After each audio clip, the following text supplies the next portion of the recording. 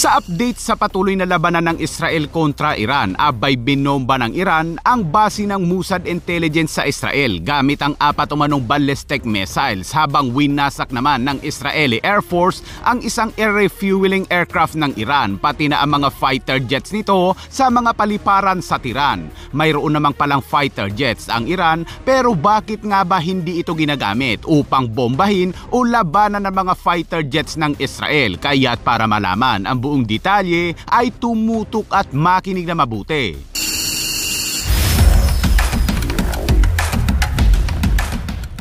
Sa patuloy na labanan sa pagitan ng Iran kontra Israel, sa galit ng Iran sa mga Israeli Mossad dahil sa pagsira ng mga ito sa mga air defense system ng Iran, abay gumanti naman ang Iran at tinarget naman ito ang base ng Mossad Intelligence sa Israel.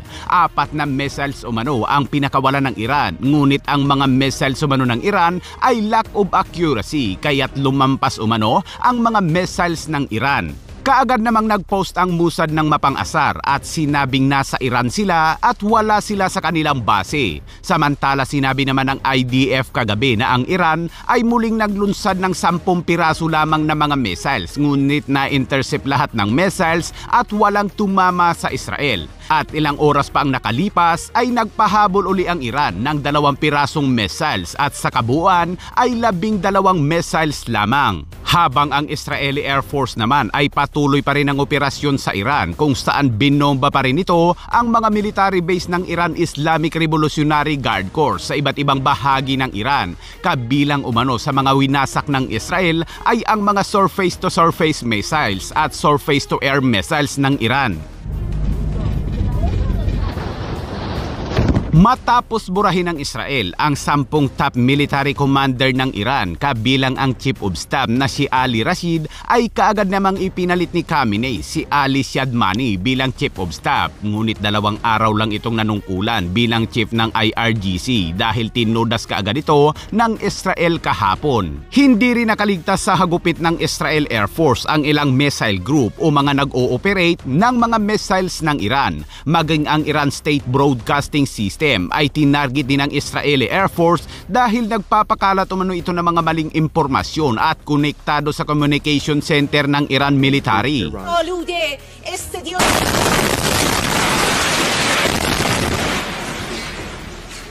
Sa isang interview, sinabi naman ng Pangulo ng Israel na si Isaac Herzog na mananalo umano ang Israel sa labanan kontra Iran at tiwala siya sa kakayahan ng Israel Defense Forces. Think how much pain and agony this nation has gone through, and all we want to is to do good in the world, and we shall continue and we shall overcome. We have no other choice, and we're a very strong nation. Will you win this war? Absolutely, and I trust the Israeli Defense Forces.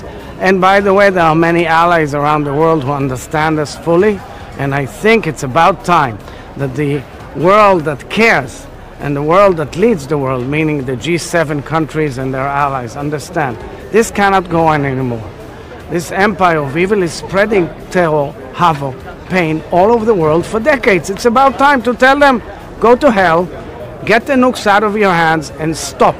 That's all. And you know what? Sometimes you have to do it. You have no choice. Ayon naman sa Iran International, hindi umano aakalain ng Iran na totohanin ng Israel ang mga banta nitong aatakihin ang Iran sa gitna ng pakikipagnegosasyon ng Amerika kaugnay sa nuclear program ng Iran. At dahil sa walang takot na inatake ng Israel ang Iran, ay maraming bansa ang napahanga sa Israel tulad ng Germany, Greece, Hungary at Argentina. Kaya't inanunsyo ng Pangulo ng Argentina na si Javier Milei na bibisita umano siya sa Israel. Esta visita marcará un antes y un después en el fortalecimiento de la amistad entre la Argentina e Israel.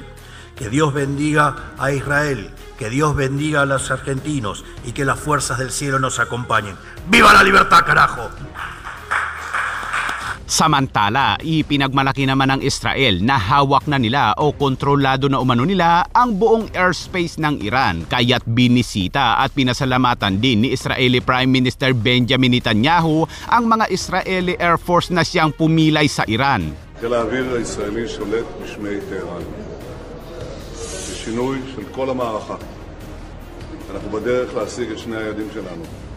חיסול האיום הגרעיני, חיסול האיום הטילאי כשאנחנו שולטים בשמי טהרן, אנחנו פוגעים במטרות האלה, במטרות של המשטר. בניגוד למשטר הנפשע, אנחנו בדרך להשיג ניצחון, והדבר הזה נרכש בזכות הטייסים הגיבורים שלנו, צוותי הקרקע הנפלאים שלנו. הם עושים עבודה מדהימה. אני מצדיע לכם. כל אזרחי ישראל מצדיעים לכם, ואני רוצה להגיד לכם, רבים בעולם מצדיעים לכם ומתפעלים מכם. זה חלק יסודי מהתקווה לניצחון שאנחנו נשיג לכם. אז תודה לכם, ובעזרת השם נעשה ונצליח ותמשיכו עד הניצחון. Bukod sa mga military base, missile launcher, air defense at underground na winasak ng Israel, ay isa rin sa winasak ng Israel ang nag-iisa umanong air refueling aircraft ng Iran. Ayon sa pahayag ng IDF, mula Israel ay bumiyahe pa umano ang mga Air Force ng nasa 2,300 kilometers upang marating ang Masjid Airport kung saan naroroon ang nasabing refueling aircraft.